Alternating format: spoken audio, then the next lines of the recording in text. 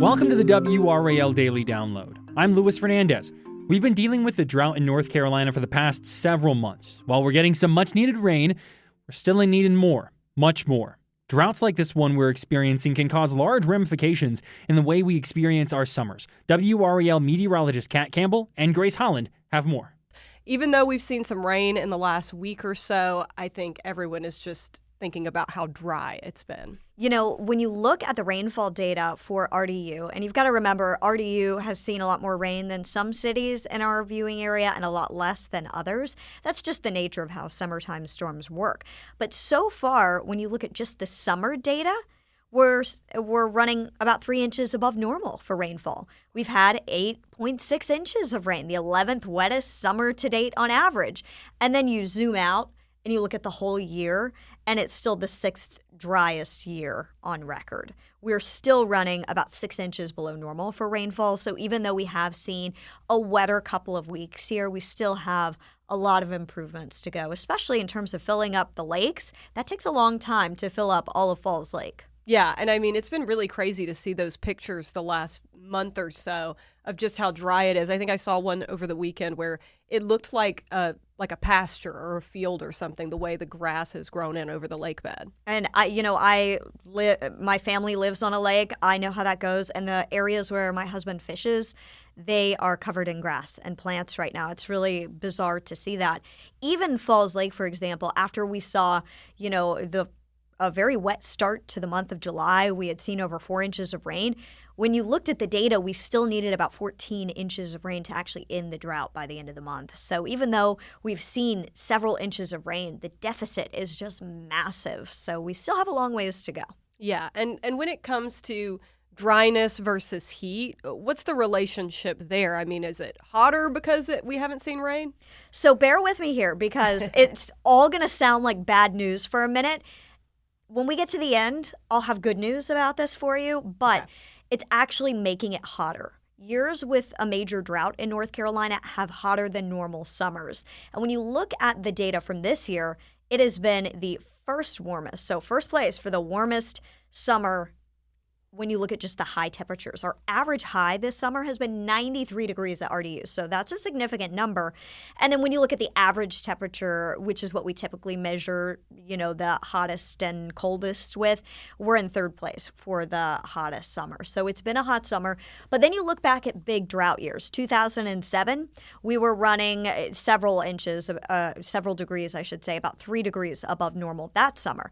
And then you look all the way back to 1925, which is another big drought in our area. This isn't RDU data. There was no RDU in 1925. But we do still have Raleigh data back to the late 1800s. And even then, we were running about a degree above normal during the summer months. So typically, droughts are bringing hotter summers, and there is science to back that. Okay.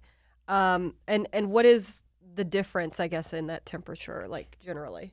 So it all has to do with energy. The sun is beating down on North Carolina during the summer months. I don't have to tell anybody that. That's a pretty known scientific fact that I think the kindergartners would gather. Yes. But that sun produces a lot of energy, and how that energy is used is where things really start to make sense here.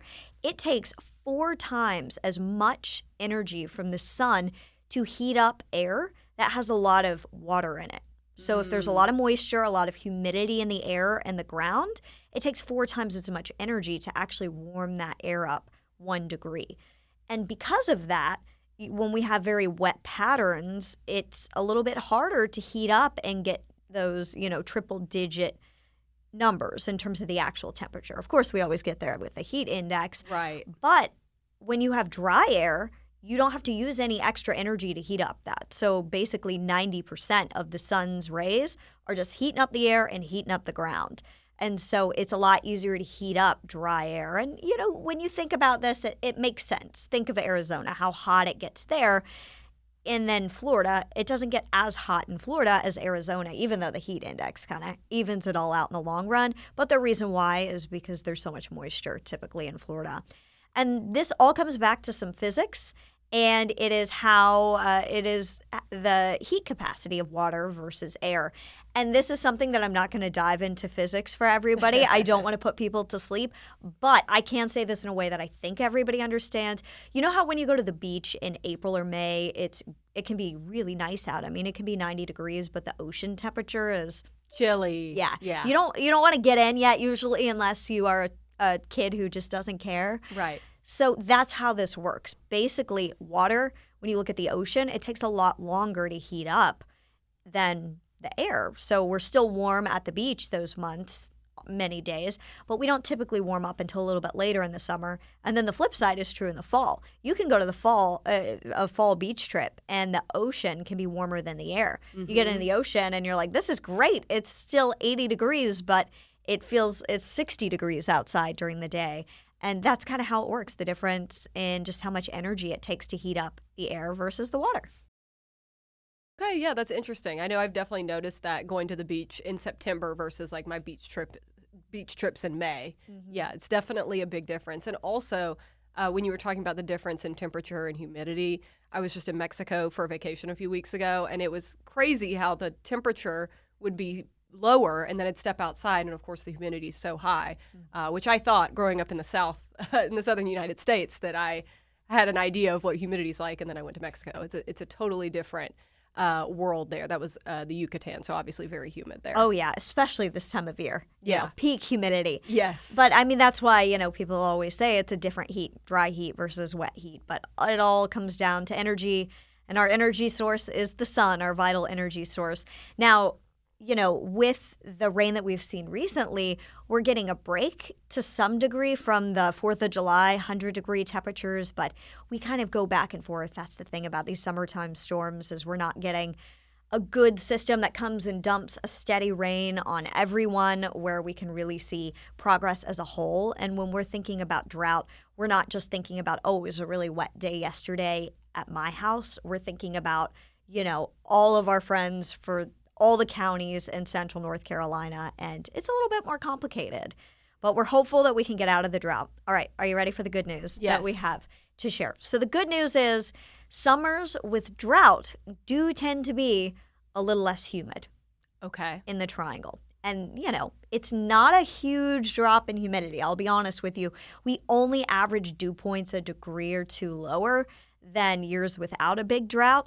However, every little degree counts, and even during the month of June, our humidity actually wasn't that bad. We saw a lot of days with dew points in the 60s, and it's bad in full North Carolina summer humidity when dew points are in the 70s. And usually about half of June, we have those days that are in the tropical category on the muggy meter, which means dew points are in the 70s. And most of this past June, we actually weren't in the 70s for dew points. We were in the 60s. So it stands true so far this year. And, it doesn't mean it's not going to be more humid during the summer months, but just a little bit less humid than normal. I feel like I had to throw that in because I'm telling you, hey, we're in this really bad drought and it's a miserably hot summer. The average high has been about 93 degrees, but that's the little silver lining that I can give you. And, we'll hold on to that while we can. Yeah, we'll hold on to it until we get to fall. Exactly. Yeah. Last year we had such an amazing August. In my entire life, I've never experienced an August like that in North Carolina. It was beautiful. It was wonderful. We had below normal temperatures. We saw some decent rainfall. Some days it wasn't like a total washout all month, but it helped to keep temperatures down. I don't think it's going to be like that this year at all. Well, but, one thing that we can hope for in August is a tropical system. And I know that's a weird thing to hope for, and people definitely have differing opinions on that topic. The ideal scenario would be to see either a pretty weak tropical storm hit and bring us some rain, and that would finally bring us uniform rain. Or if other parts of the country are hit, say the Gulf, by a hurricane, then we could get some remnant rain here. So it's a tricky thing because we don't want to root for a hurricane or anything like that, but we desperately need the rain, and that's really what we're going to need. One of the best and easiest ways to get out of a drought would be something like that, where we saw a Gulf hurricane come up and bring us a lot of remnant rainfall. It's something that we'll watch for. Hurricane season usually ramps up in August. Right now, we've got a lot of Saharan dust out there. Not dangerous. In fact, it keeps hurricane activity pretty low. So it's not necessarily a bad thing. Thank you to Grace and Kat for that conversation, and thank you for listening to the WRAL Daily Download and for making us part of your morning routine. Find the latest North Carolina news on our YouTube page. Just search WRAL. Another great way to get WRAL news is the Morning Briefing newsletter. It's a daily email with Triangle news, events, and headlines to help you get ready for the day. Sign up at WRAL.com/newsletter.